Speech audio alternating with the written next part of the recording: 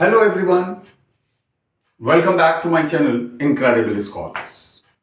और आज के इस वीडियो में मैं आपके साथ डिस्कस करने वाला हूं क्लास 12th माइक्रो इकोनॉमिक्स के टॉपिक टाइप्स ऑफ गुड्स को। ये टॉपिक बहुत इंपॉर्टेंट टॉपिक है क्योंकि एट टाइम जब हम फर्स्ट यूनिट नेशनल इनकम को डिस्कस करते हैं या नेशनल इनकम को कैलकुलेट करते हैं तो उस टॉपिक को समझने के लिए, नेशनल इनकम वाले टॉपिक को समझने के लिए या नेशनल इनकम का एस्टिमेशन करने के लिए, उसका कैलकुलेशन करने के लिए हमको एक डिस्टिंक्शन टाइप्स ऑफ गुड्स का होना बहुत जरूरी होता है। तो शुरुआत करते हैं टाइप्स ऑफ गुड्स की। सबसे पहले तो हमको यह चीज ध्यान रखना है कि किसी भी इकोनॉमी के अंदर n number of goods are produced. भाई हमारी किसी भी इकोनॉमी के अंदर बहुत सारी गुड्स का प्रोडक्शन होता है। जैसे किसी भी इकोनॉमी के अंदर आपका एक ऑल पिन या सेफ्टी पिन का भी प्रोडक्शन होता है, नीडल का भी प्रोडक्शन होता है। उसी इकोनॉमी के अंदर क्लोथ का भी प्रोडक्शन होता है। उसी इकोनॉमी के अंदर कार या बाइक्स का प्रोडक्शन होता है, या आपका रेलवे कोचेस का प्रोडक्शन होता है। ठीक है, रेलवे इंजन्स का प्रोडक्शन होता है, एरोप्लेन्स का प्रोडक्शन होता है। ठीक है, कंज्यूमर गुड्स जैसे ब्रेड का प्रोडक्शन होता है, मिल्क का प्रोडक्शन होता है, टी का प्रोडक्शन होता है। ठीक है, व्हीट का प्रोडक्शन होता है। ठीक है, तो n number of goods are produced. अब इन गुड्स का एक एस्टिमेशन किसी भी इकोनॉमी के लेवल को, उसके डेवलपमेंटल लेवल को समझने के लिए, उस इकोनॉमी के अंदर जो नेशनल इनकम है, यानी कि उस कंट्री की जो टोटल इनकम है, नेशनल इनकम है, उसको एस्टिमेट करने के लिए यह जरूरी होता है कि हम एक क्लियर डिस्टिंक्शन करें गुड्स के बीच में। Because every type of goods are not used for the purpose of estimation of national income. National income के एस्टिमेशन के लिए हम सभी गुड्स को इंक्लूड नहीं करते। वहां पर हमारा एक क्लियर डिस्टिंक्शन होना चाहिए इंटरमीडिएट गुड्स और फाइनल गुड्स के बीच में। जितने भी हमारी गुड्स होती हैं, ठीक है, तो अगर हम बात करें तो ये types of goods, when we are talking about the types of goods, तो ये जो टाइप्स ऑफ गुड्स जो हम बात कर रहे हैं, that is on the basis of and use, on the basis of their end use और on the basis of their end use, क्योंकि हमारे कुछ गुड्स ऐसे होते हैं जिनको हम कहते हैं कि वो हमारे क्या है, फाइनल गुड्स हैं। वो हमारे क्या है, फाइनल गुड्स हैं। ठीक है, that means they are used by final consumers. जो उसके एंड यूजर्स होते हैं वो हमारे कंज्यूमर्स होते हैं, और कंज्यूमर्स उन गुड्स को यूज करते हैं for the satisfaction of their wants, for the satisfaction of their needs. दूसरी तरफ हमारे इंटरमीडिएट गुड्स होते हैं, इंटरमीडिएट गुड्स। अब ये जो हमारे इंटरमीडिएट गुड्स जो होते हैं, इनको यूज करने वाले हमारे बेसिकली प्रोड्यूसर्स होते हैं। ये प्रोड्यूसर्स क्या करते हैं, इन गुड्स को यूज करते हैं और इनमें फर्दर वैल्यू ऐड करते हैं, यानी कि उसका वो प्रोसेसिंग करते हैं। ठीक है, क्योंकि प्रोसेसिंग क्या है, मैन्युफैक्चरिंग क्या है, मैन्युफैक्चरिंग या प्रोसेसिंग की जब हम बात करते हैं तो that is what a process of value addition. तो वो क्या करते हैं, वो इसमें वैल्यू का एडिशन करते हैं और वैल्यू का एडिशन करते हुए वो इन इंटरमीडिएट गुड्स को फाइनल गुड्स में कन्वर्ट करते हैं। लेकिन फिर वही बात हमें याद रखना है कि एज सच ये जो डिस्टिंक्शन होता है गुड्स के बीच में, ये केवल और केवल उनके एंड यूज पर डिपेंड करता है। यानी कि same good can be a consumer good, that means the final good, as well as intermediate good. एक ही गुड हमारी फाइनल गुड भी हो सकती है और इंटरमीडिएट गुड भी हो सकती है। ठीक है, तो पहली चीज हमें फाइनल गुड्स और इंटरमीडिएट गुड्स के कुछ डिफरेंसेस अगर हम देखें तो these are used by their final users और consumers.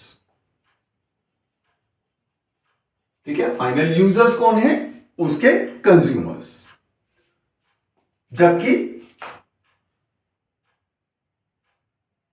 these goods, that means the intermediate goods, are used by the producers for production.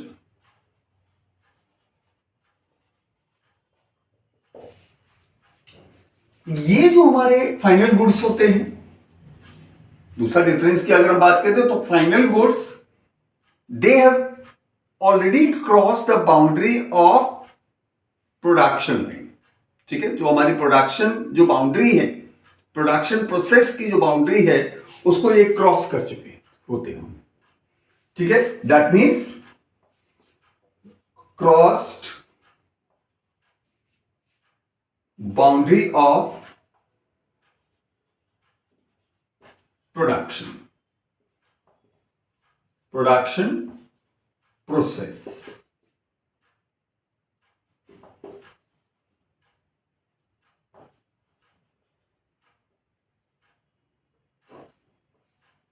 जबकि ये जो हमारे गुड्स होते हैं, intermediate goods, do not cross the boundary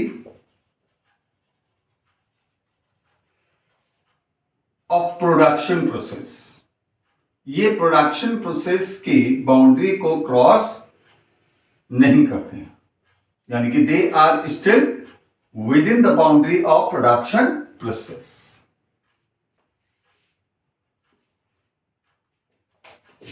further value addition is not required। इसमें किसी भी फर्दर वैल्यू एडिशन की जरूरत नहीं होती। ठीक है, यानी कि they are not meant for any further value addition. जबकि यहां पर further value addition is required. further value addition is required। अब ये वैल्यू एडिशन का मतलब क्या हुआ कि हमारा, जैसे सपोज करिए हमारे पास कॉटन है, रॉ कॉटन। अब raw cotton it is sold by a farmer to a spinning mill. Farmer ने क्या किया, इसको स्पिनिंग मिल को सेल कर दिया। अब स्पिनिंग मिल, रॉ कॉटन का जो प्रोड्यूसर था, जो फार्मर था, उसने इस कॉटन को सेल किया किसे, स्पिनिंग मिल को। स्पिनिंग मिल ने क्या किया, spinning mill will convert it into thread. Spinning mill ने इसको थ्रेड में कन्वर्ट किया। नाउ यू कैन जज बाय ओन कि हमारा जो रॉ कॉटन है, रॉ कॉटन की वैल्यू थ्रेड की वैल्यू से कम होगी, यानी कि रॉ कॉटन की वैल्यू में एडिशन हुआ, ठीक है, when it is converted into thread. Spinning mill ने इस थ्रेड को सेल कर दिया टू अ टेक्सटाइल मिल, इसको उसने टेक्सटाइल मिल को सेल कर दिया। टेक्सटाइल मिल ने क्या किया, इस थ्रेड को कन्वर्ट कर दिया इनटू अ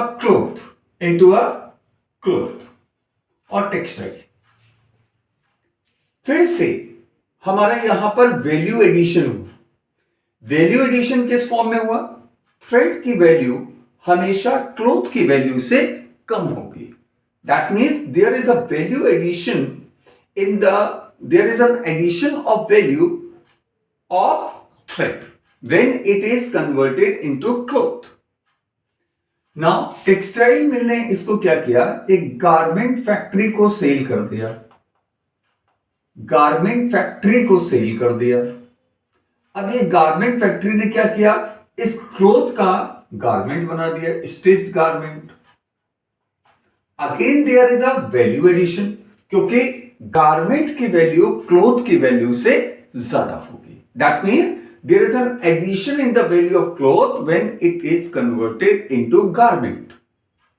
सिमिलरली जब गारमेंट जो मैन्युफैक्चरर है या गारमेंट फैक्ट्री है, when it is selling to a retailer outlet, retail outlet, तो रिटेल आउटलेट वाला क्या करेगा, फिर से उसमें अपना प्रॉफिट एडिशन करेगा, और प्रॉफिट एडिशन करने से फिर से हमारी गारमेंट की वैल्यू क्या हुई, एडिशन हुआ, ठीक है। और उसके बाद वो उसको सेल कर देगा to whom, to a final consumer.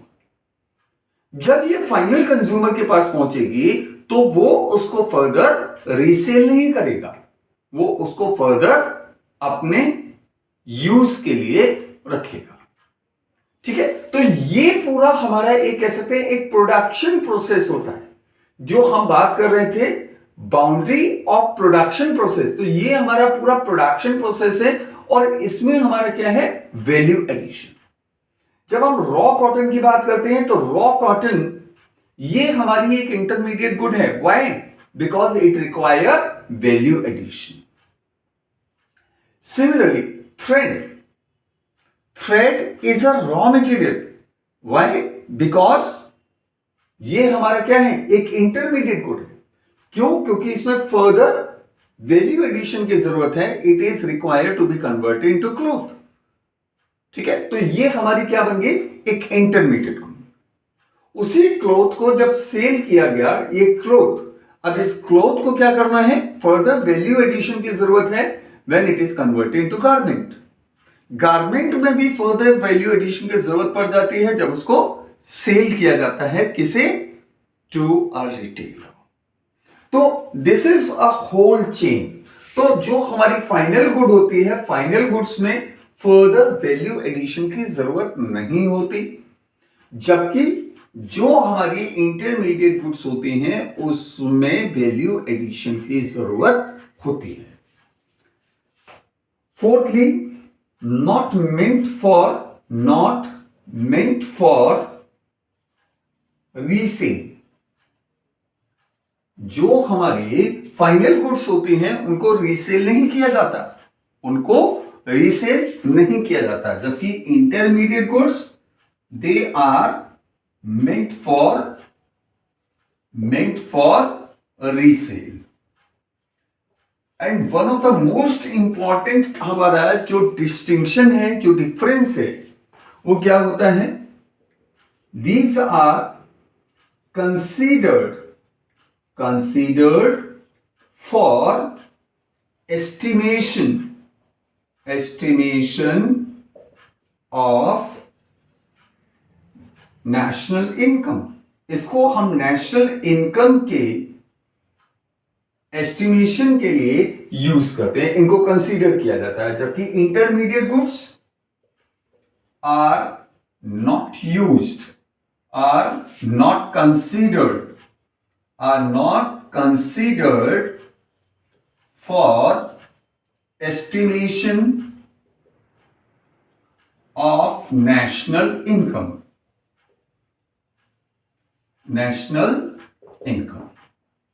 So these are some of the important differences between final goods and intermediate goods. But what I mean to say, you should remember the most important thing, that is, this is all depending. This distinction is all depend upon the end use of a good, of a commodity. The same commodity could be a final good when it is purchased and used by its final user, है ना. जैसे suppose करिए we talk about milk.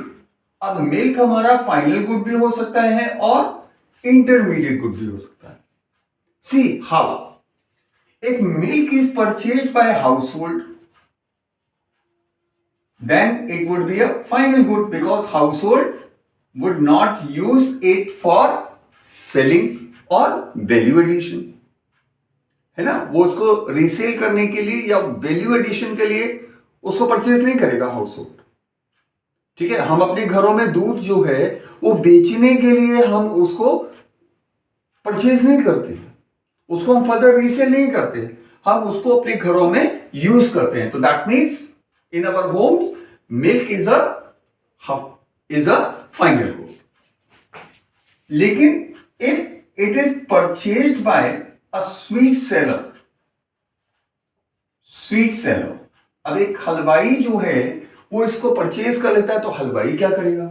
आप हलवाई तो उसको processing करेगा यानी कि उसमें वो वैल्यू एडिशन करेगा. उससे वो दही बनाएगा या उससे खोआ बनाएगा या उससे पनीर बनाएगा, और उसकी वैल्यू चाहे वो आपका कर्ड है, दही है, या आपका चीज यानी कि पनीर है, या आपका खोआ है ना, या मट्ठा है, व्हाटएवर इज, तो उसकी वैल्यू मिल्क की वैल्यू से ज्यादा होगी और ये हमारा क्या बन जाएगा? एक इंटरमीडिएट गुड.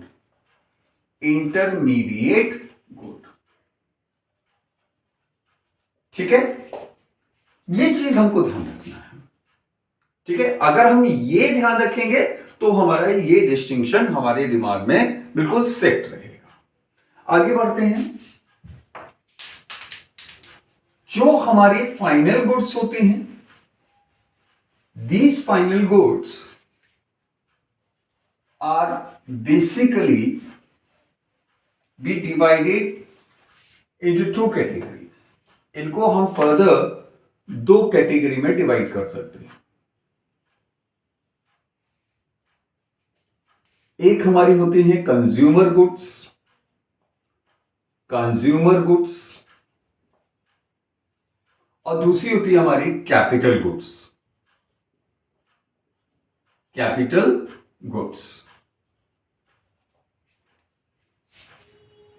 ठीक है. Consumer goods can further be divided into 4 different categories. इनको हम फिर से 4 कैटेगरी में डिवाइड करते हैं. कितने कैटेगरीज में? 4 कैटेगरी में. नंबर 1, जो पहली हमारी होती है that is durable consumer goods या ड्यूरेबल कंज्यूमर गुड्स. नंबर 1. अब ड्यूरेबल कंज्यूमर गुड्स जो होंगी ये हमारी वो गुड्स होंगी which can be used for a long period of time.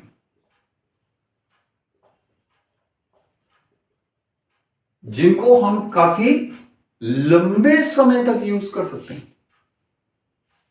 ठीक है. लंबे समय तक दैट मीन्स आप मानकर चलिए कि कम से कम 5 से 10 साल तक हम उसको यूज कर सकते हैं. ठीक है. For example television. हमारे घरों पर जो एलईडी है, ठीक है, या हमारा फ्रिज है, ठीक है, या हमारे घर में जो फर्नीचर है ना, तो इसकी लाइफ जो है you can say that is more than 5 years, 5 से 10 साल तक होते हैं। दूसरे जो हमारे कंज्यूमर गुड्स होते हैं, ठीक है, आगे बढ़ते हैं। दूसरा जो हमारी कैटेगरी होती है that is semi durable goods. Semi durable goods, semi durable goods which can be used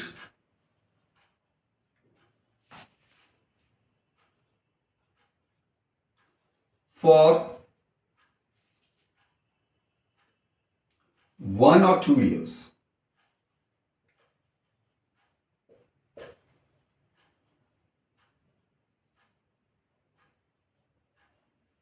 जिसको हम 1 या 2 साल तक यूज कर सकते हैं, जैसे हमारे क्लोथ्स, जैसे हमारे शूज, ठीक है, जैसे हमारे क्लोथ्स हो गए, जैसे हमारे शूज हो गए, ठीक है, जैसे हमारे आप कह सकते हो फॉर एग्जांपल पेन हो गया, है ना, लेकिन पेन को हम 1 साल तक यूज नहीं कर सकते। तो basically in this category comes semi durable goods की जब हम बात करते हैं तो सेमी ड्यूरेबल गुड्स में बेसिकली हमारे क्लोथ्स आते हैं, ठीक है, हमारे शूज आ सकते हैं, ठीक है। Then third one, single use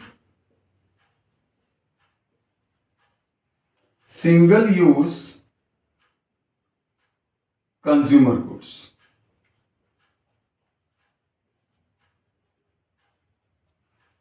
single use consumer goods, single use consumer goods हमारे वो होते हैं which can be used only for once, जिनको केवल हम एक ही बार यूज कर सकते हैं। इनको हम नॉन ड्यूरेबल गुड्स भी कहते हैं, और नॉन ड्यूरेबल गुड्स, ठीक है। केवल हम इनको एक ही बार यूज कर सकते हैं। They are not available to us further, वो हमारे पास आगे अवेलेबल नहीं होंगे, यानी कि एक बार हमने उसको यूज कर लिया तो वो दोबारा हमारे लिए अवेलेबल नहीं है। For example petrol, diesel, milk, ठीक है, जितने भी हमारे पेरिशेबल गुड्स होते हैं, फ्रूट्स होते हैं, वेजिटेबल्स होते हैं, हम एक ही बार उनको यूज कर सकते हैं, उनको बार बार हम यूज नहीं कर सकते। एक बार आपने उसको यूज कर लिया, एक बार उसको प्रोसेस कर लिया, तो फिर आप उसको यूज नहीं कर सकते। And finally the fourth one, that is what we can say services, ठीक है। Services they are known as non tangible goods, non tangible consumer goods, जिनको हम टच नहीं कर सकते, ठीक है, जिनको हम देख नहीं सकते, but ultimately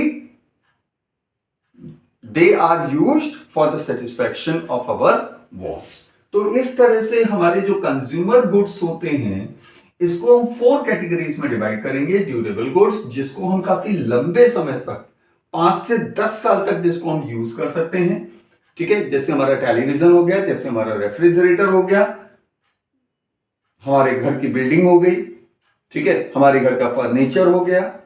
semi durable goods, जिसको हम 1 या 2 साल तक यूज कर सकते हैं, ठीक है, जैसे हमारा क्लोथ्स हो गए, जैसे हमारे शूज हो गए। Then single use consumer goods, जिसको केवल हम एक ही बार यूज कर सकते हैं, जैसे मिल्क है, बटर है, ठीक है, घी है, ऑयल है, पेट्रोल है, सिंगल यूज।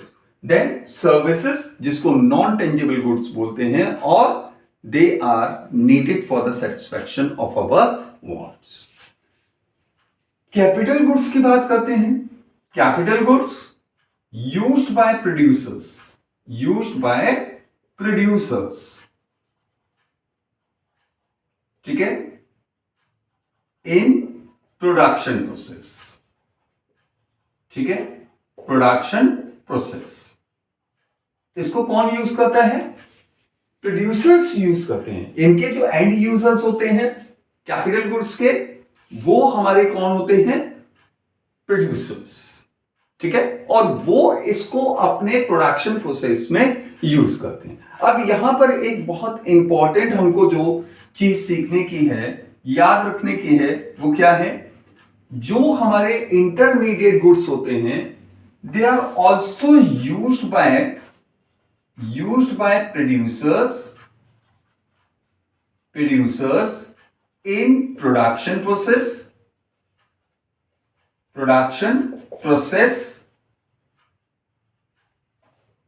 ठीक है, और फॉर रीसेल, ठीक है, या तो वो प्रोडक्शन प्रोसेस में यूज करते हैं एज रॉ मटेरियल, या फिर उसको वो क्या करते हैं? रीसेल करते हैं।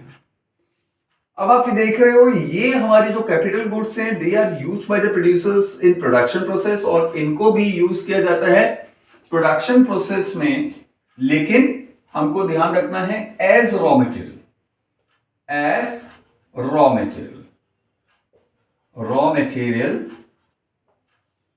और meant for resale,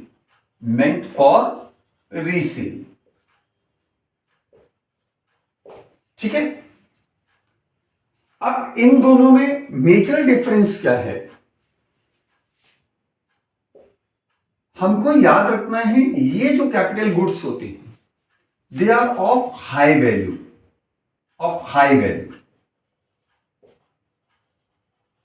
एग्जाम्पल जैसे आप कह सकते हो मशीनरी, हैवी मशीन्स जो होती हैं, ठीक है, वो हमारी किस में आएंगी? कैपिटल गुड्स में आएंगी। हैवी मशीनरी हो सकता है, आपका मीन्स ऑफ ट्रांसपोर्टेशन हो सकता है, जैसे कार है, ठीक है, कैपिटल गुड में आता है, ठीक है, कंप्यूटर हो सकता है, आपका कैपिटल गुड्स में आएगा।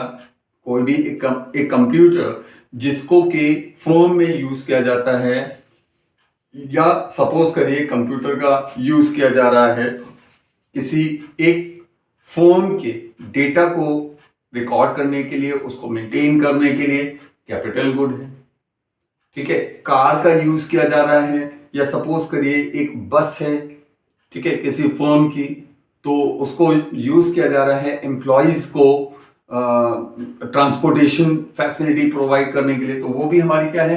कैपिटल गुड है, ठीक है। फर्म की जो बिल्डिंग है क्या है? कैपिटल गुड है, ठीक है।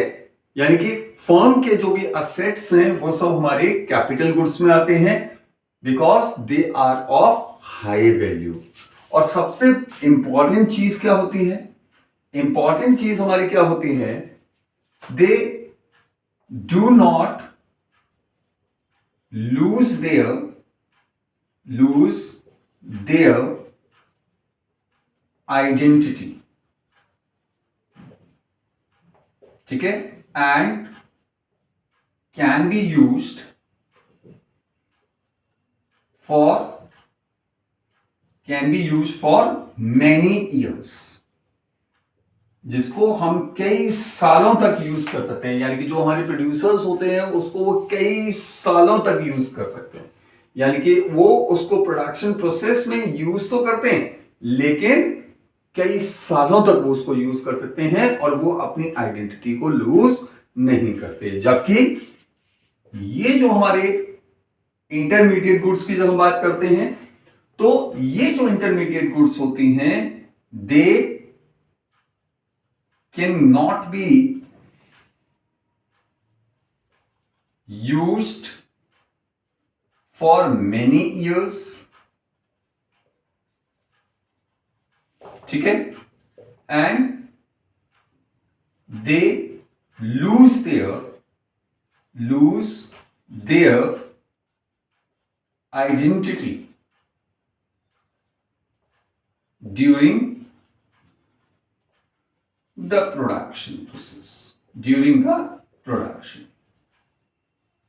ठीक है, तो कैपिटल गुड्स और इंटरमीडिएट गुड्स में हमको ध्यान रखना है क्या है हमारा, they are used by the producers. ठीक है, प्रोडक्शन प्रोसेस में वो उसको यूज करेंगे, मशीन्स का यूज होगा प्रोडक्शन के लिए, लेकिन यहां पर हमको ध्यान रखना है कि इसको भी प्रोडक्शन प्रोसेस में यूज किया जाता है बट एज रॉ मटेरियल, और इसलिए हमारी इसकी जो वैल्यू होती है वो ज्यादा होती है। यानी कि जब हम कैपिटल गुड्स की बात कर रहे हैं, मशीनरी है, ठीक है, आपका कोई बस है, कोई आपका कंप्यूटर है ना, या और भी कोई दूसरा एसेट है, वो सब हमारे कैपिटल गुड्स में है। लेकिन जब हम इसकी बात करेंगे तो हमारा इसको हम कई सालों तक यूज कर सकते हैं, इसको हम कई सालों तक यूज नहीं कर सकते। They are single use producer goods, single use producer goods, एक बार यूज हो गए, they are not available to us further. और इसी तरह से हमको ध्यान रखना है कि वो अपनी आइडेंटिटी को लूज कर देते हैं। एक बार आपने मिल्क को प्रोसेस कर लिया, एक हलवाई ने अगर मिल्क से दही बना लिया है ना, तो वो वापस हम दही को, ठीक है, यानी कि कर्ड को वापस आप मिल्क में कन्वर्ट नहीं कर सकते, खोए को आप दोबारा मिल्क में कन्वर्ट नहीं कर पाएंगे। They lose their identity during the production process. ठीक है, तो ये चीज हमको इंपॉर्टेंटली याद रखनी है। ये जो हमारा कैपिटल गुड्स के ऊपर जो एक्सपेंडिचर होता है, expenditure on consumer goods, not on consumer, on capital goods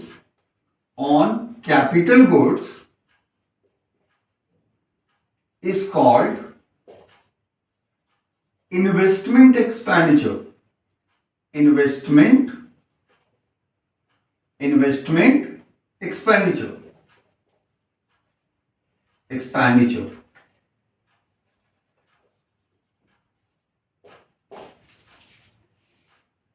ठीक है, ये जो हमारा कैपिटल गुड्स पर जो भी हमारा इन्वेस्टमेंट होता है, उस पर हम क्या कहते, उस पर जो भी हमारा एक्सपेंडिचर होगा that is known as investment expenditure. और इसमें जो हमारा एक्सपेंडिचर होगा that is known as intermediate expenditure. ठीक है, expenditure on intermediate goods is called intermediate expenditure.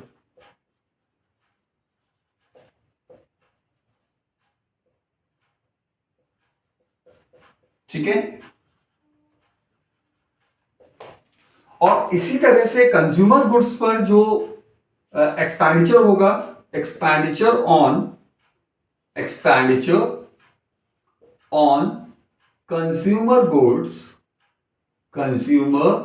goods is called consumption expenditure. ठीक है, अब देखिए बोर्ड एग्जामिनेशन में जब आपके कुछ क्वेश्चंस होते हैं जिसमें हमें ट्रू फॉल्स करके कुछ क्वेश्चंस आते हैं, जहां पर आपको ट्रू फॉल्स के साथ साथ ये भी बताना होता है कि उसका रीजन क्या है। तो सबसे पहली चीज आपको याद रखना है, जैसे सपोज करिए यू आर गिवन, एक आपको स्टेटमेंट दिया हुआ है, milk is always a final good, your answer will be milk, आपका आंसर क्या होगा, फॉल्स। ठीक है, since it depends upon the end use of milk, आपको पूरा एक्सप्लेन करना पड़ेगा, it depends upon the end use of milk. ठीक है, if it is used by the household then it would be a final good, और if it is used by a sweet seller or by a milkman, then it would be an intermediate good. ठीक है, are you getting? Similarly, if you were given a statement, ठीक है, car is a final good, अब ये भी आपका क्या होगा, फॉल्स होगा। ठीक है, car could not be a final good always. If car is purchased by the household, it would be a final good. But same car, if it is purchased by a retailer, a car showroom, then it would be an intermediate good. And same way, if it is purchased by a factory, a firm, to provide the transportation facility to its manager, then it would be a capital good. ठीक है, तो it depends upon the question. तो ये आप जो clear distinction है, analysis है, वो तभी आप कर पाएंगे जब आप इस पॉइंट को इंपॉर्टेंटली याद रखेंगे, that on the basis of their and use. हमारा जो नेल होता है, नेल, ठीक है, जैसे सपोज करिए nail that is used as a raw material. अब आपको दे दिया nail is a capital good, आपका आंसर क्या होगा? No, it's not a capital good. Why? Because it lose its identity once it used up in making the furniture. इसकी identity खत्म है ना। Are you getting? It can then it can not be used again and again. इसको हम बार बार use नहीं कर सकते for many years. एक बार कील आपने नेल को यूज कर लिया तो अगेन एंड अगेन आप उसको यूज नहीं कर पाएंगे। And more over it's value is very less, negligible. तो ये चीज हमको एक क्लियर एनालिसिस हमारे लिए बहुत इंपॉर्टेंट है। ठीक है, तो आई होप कि आपको ये टॉपिक बहुत अच्छे से समझ में आ गया होगा। राइट योर कमेंट्स, ठीक है, और आपकी जो भी क्वेरीज हैं you please write in my chat box. ठीक है, आज के लिए बस इतना ही। We will continue the topic in the next video. ठीक है, till then keep on learning. हाँ, एक चीज, अगर आपने मेरे चैनल को सब्सक्राइब नहीं किया है तो प्लीज मेरा चैनल सब्सक्राइब करिए and don't forget to press the bell icon so that you will get the regular notifications for any video, any new video which is uploaded on my channel. Thank you and keep on learning.